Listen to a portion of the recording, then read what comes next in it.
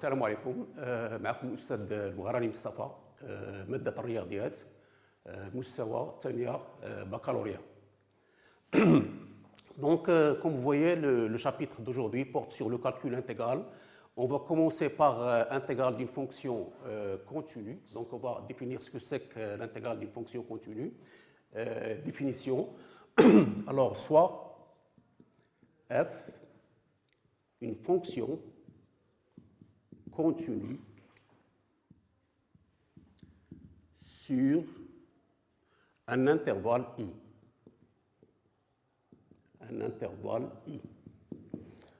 D'une part, donc on doit avoir une fonction qui est continue sur un intervalle i, soit f, grand F, une primitive de f sur i. Soit A et B, deux éléments de i. Alors, l'intégrale de A à B de la fonction f, c'est le réel f de B moins f de A. Alors, le réel f de B moins f de A est appelé l'intégrale de A à B de la fonction f qu'on note, donc la notation, l'intégrale de A à B de f de x dx. Et on écrit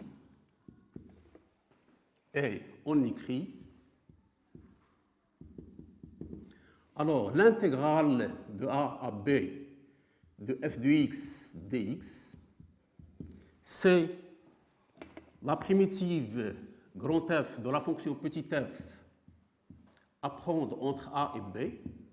Et par définition, c'est le réel f de B moins f de A. Donc c'est f de B moins f de A. Donc, on a une fonction continue sur un intervalle i, soit f est primitive de f sur i.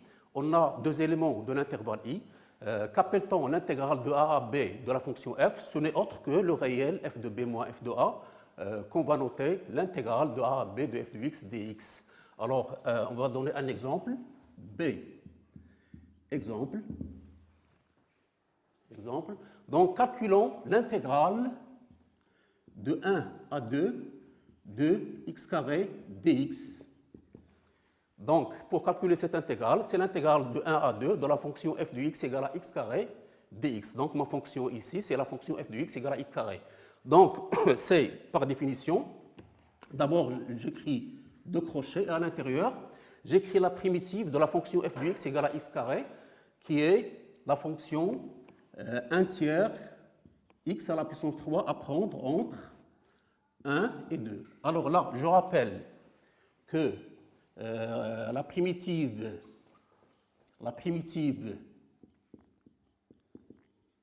de x à la puissance n, c'est 1 sur n plus 1, x à la puissance n plus 1. Voilà. Ça, c'est une règle qu'on a déjà vue au cours primitif.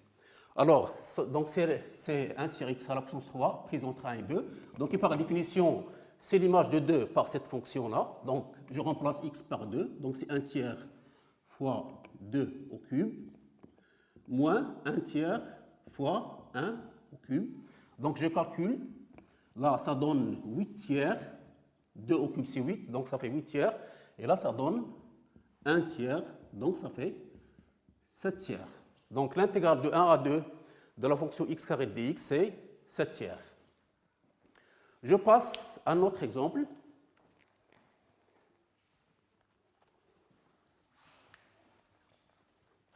Donc, calculons une autre intégrale.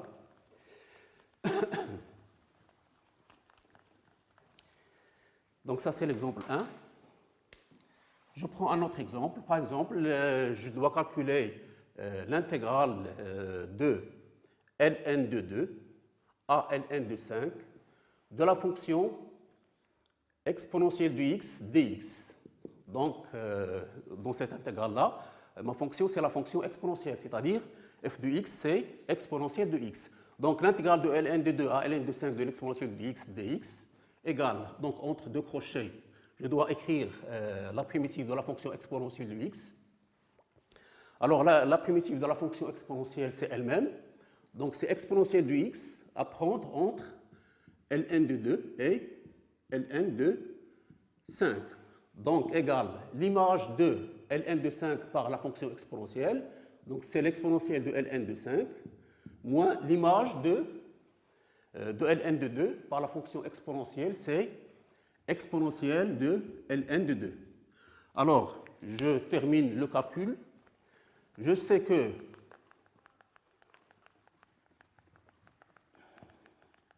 l'exponentielle de ln de 5, c'est 5. L'exponentielle de ln de 5, c'est 5. Et l'exponentielle de ln de 2, c'est 2. Je rappelle toujours que, quel que soit x appartenant à R,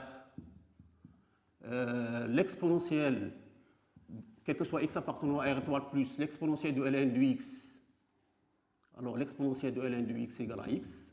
C'est cette règle qu'on a appliquée ici. Alors l'exponentielle de ln de 5, c'est 5. L'exponentielle de ln de 2, c'est 2.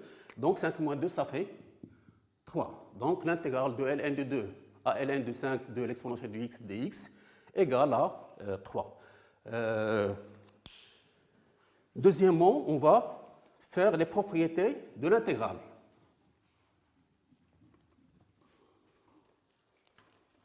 Alors, les propriétés de l'intégrale. Donc, on a vu là deux exemples.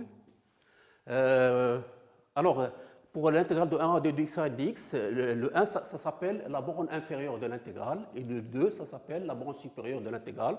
De même ici, dans cette intégrale-là, ln de 2 s'appelle la borne inférieure de l'intégrale, et là, ln de 5, ça s'appelle la borne supérieure de l'intégrale. Alors, deuxièmement, propriété de l'intégrale. Alors, propriété. Alors, soit f et g de fonctions continues sur un intervalle i,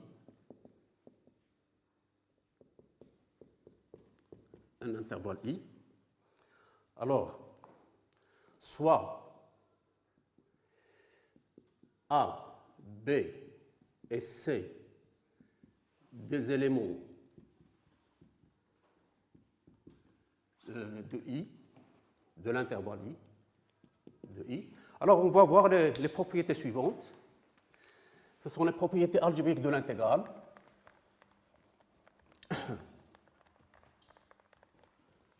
Alors, la première propriété, donc on a deux fonctions f et g qui sont toutes les deux continues sur un intervalle I. Et j'ai ABC des éléments ou bien des réels qui appartiennent à l'intervalle I. Donc, la première propriété, c'est que l'intégrale de A à A de f de x dx égale à toujours 0. C'est-à-dire, si j'ai à calculer une intégrale dont la borne inférieure est égale à la borne supérieure, ça donne toujours 0. Et c'est évident. Pourquoi? C'est évident.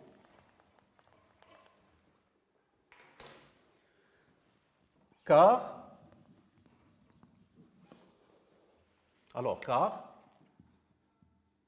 d'après la définition, l'intégrale de A à A de f de x dx, c'est f de A. C'est l'image de A de la borne supérieure par la primitive grand F de petit f, moins f de A, et ça donne 0.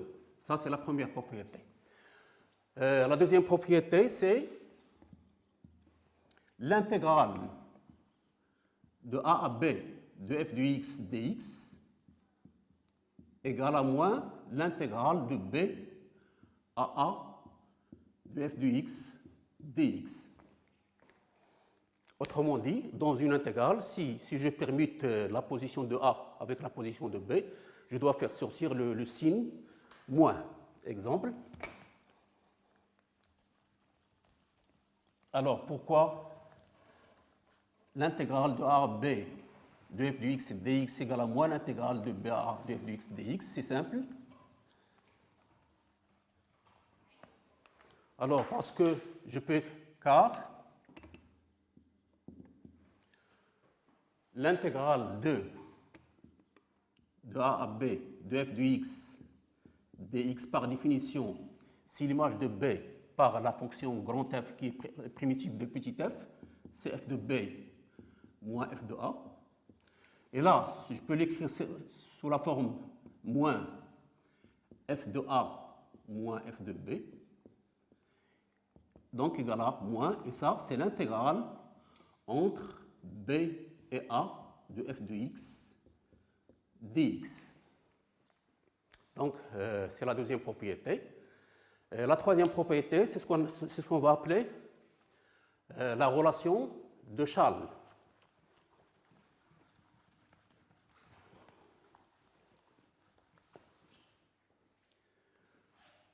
Alors, troisième propriété, si j'ai à calculer l'intégrale de A à B de f de x dx égale l'intégrale de A à C de f de x dx plus l'intégrale de C à B de f de x dx, cette relation est appelée relation de Schall.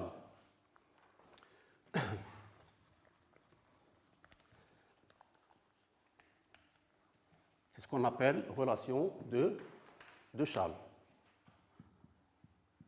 Relation de Schall. Alors, pour la prouver, alors, je pars de l'intégrale de A à B de f de x dx et j'arrive à l'intégrale de A à C plus l'intégrale de C à B. Alors, tout simplement, car si je fais l'intégrale de A à B de f de x dx, c'est, par définition, c'est f de B moins f de A. Alors, je peux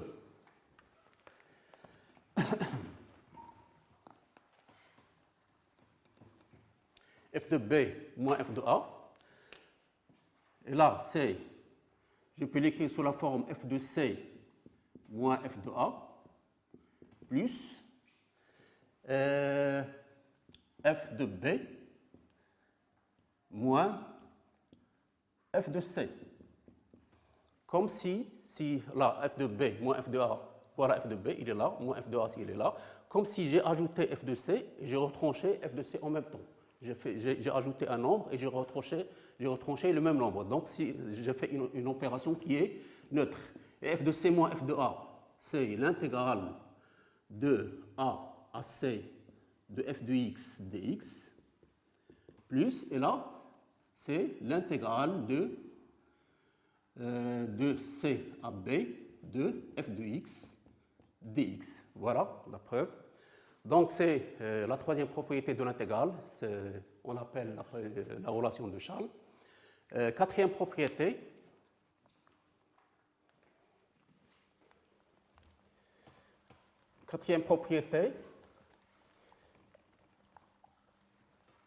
alors, l'intégrale de A à B de alpha f de x dx, c'est alpha l'intégrale de A à B de f de x dx. C'est-à-dire que si on a calculé l'intégrale de A à B d'un réel multiplié par une fonction, je peux faire sortir le réel à l'extérieur de l'intégrale, donc égal à alpha multiplié par l'intégrale de A à B de f de x dx. Et la dernière propriété,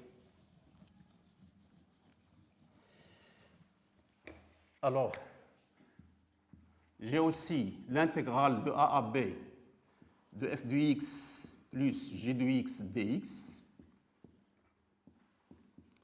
Alors là, c'est l'intégrale de A à B de f de x dx plus l'intégrale de A à B de g de x dx. Autrement dit, l'intégrale de la somme, c'est la somme des intégrales. Alors,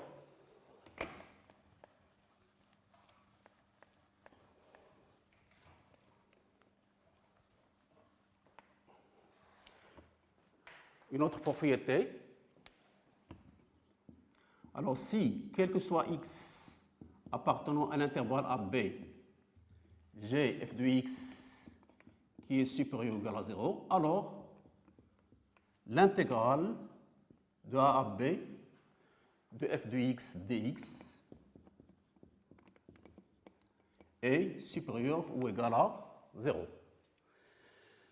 Et dernière propriété, si, quel que soit x appartenant à B, f de x inférieur ou égal à g de x, alors l'intégrale de A à B de la fonction f est inférieure ou égale à l'intégrale de A à B de la fonction g. Ces deux dernières propriétés, ça veut dire que l'intégrale, il conserve le signe. Si une fonction est positive sur un intervalle i, alors il en est de même pour son intégrale. Son intégrale aussi, il est positif. Alors si la fonction f est inférieure à la fonction g sur un intervalle AB, alors l'intégrale de f est inférieure ou égale à l'intégrale de g. On dit que l'intégrale conserve l'ordre. Donc on va appliquer ces propriétés l'exercice suivant. Alors, on va calculer les intégrales suivantes. Donc, exercice 1.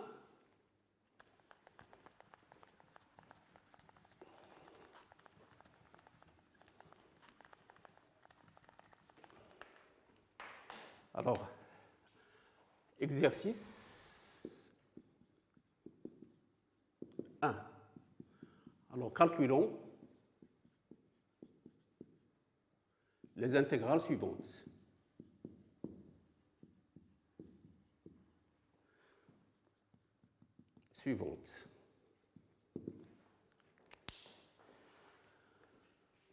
Alors, je vais calculer des intégrales pour appliquer ces propriétés.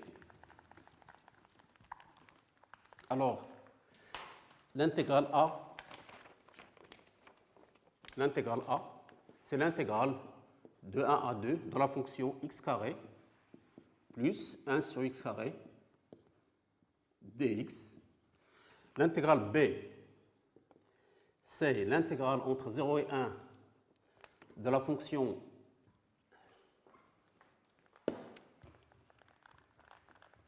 de la fonction 3 exponentielle de x dx. L'intégrale C, c'est l'intégrale de 4 à 1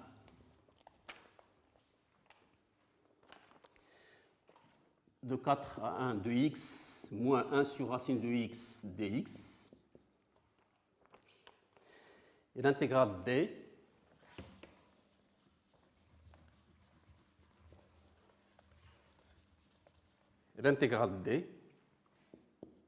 c'est l'intégrale de 0 à 1 de 3 exponentielle de x moins 2 x3 dx.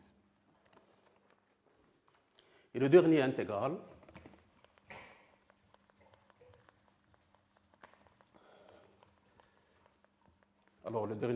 c'est E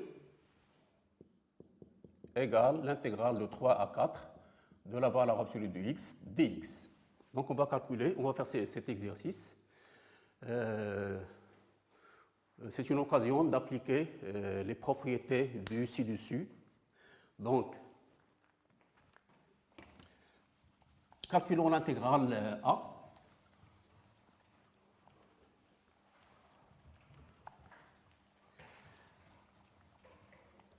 Alors, pour l'intégrale A, alors réponse A, c'est le réel, l'intégrale de 1 à 2 de x carré plus 1 sur x dx. Alors là, j'ai ma fonction qui est somme de deux fonctions. Donc, l'intégrale de 1 à 2 de x carré plus 1 sur x dx. Je peux décomposer cette intégrale en somme de deux intégrales. C'est l'intégrale de 1 à 2 de x carré dx plus l'intégrale de 1 à 2 de 1 sur x dx. Voilà, j'ai décomposé l'intégrale en deux intégrales. Et là, ça donne, je dois déterminer la primitive de la fonction f de x égale à x carré. Donc, c'est la fonction 1 tiers x à la puissance 3 à prendre entre 1 et 2, plus la primitive de la fonction f de x égale à 1 sur x, c'est la fonction logarithme népérien de x à prendre entre 1 et 2. Je rappelle que la primitive de la fonction 1 sur x sur r étoile plus, c'est la fonction ln de x. Et donc, je calcule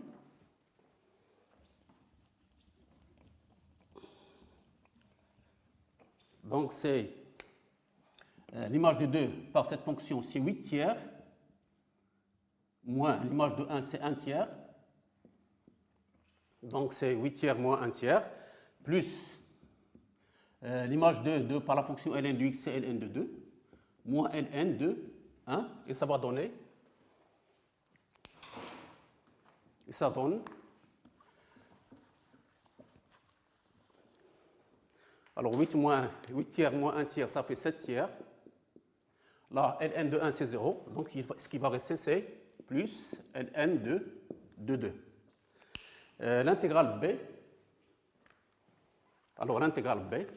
Alors là, j'ai appliqué l'intégrale de a à b de f de x plus g de x dx égale à l'intégrale de a à b de f de x dx plus l'intégrale de a à b de g de x dx. Donc, j'ai appliqué la propriété ci-dessus. Donc, pour b, c'est l'intégrale entre 0 et 1 de 3 exponentielle du x dx. Alors, je sais que la deuxième propriété, j'ai l'intégrale entre a et b de alpha f de x dx. C'est alpha fois l'intégrale entre a et b de f de x dx. Alors, j'applique cette propriété-là. Donc, ça donne l'intégrale de 0 à 1 de 3 exponentielle de x dx. Pour moi, le alpha, c'est 3. La fonction f de x, c'est exponentielle de x. Donc, je peux faire sortir 3 de l'intégrale. C'est 3, l'intégrale entre 0 et 1 de l'exponentielle de x dx. Et la primitive de la fonction exponentielle de x, c'est elle-même. Donc, ça fait 3 fois exponentielle de x à prendre entre 0 et 1. Donc, ça fait 3. L'image de 1 par la fonction exponentielle, c'est l'exponentielle de 1. Moins l'image de 0 par la fonction exponentielle, c'est l'exponentielle de 0. Ça donne 3. L'exponentielle de 1, c'est e.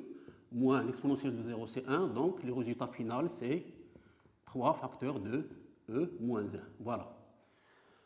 Alors, le reste de l'exercice, on le fera la séance prochaine. Merci de votre attention et à la prochaine fois.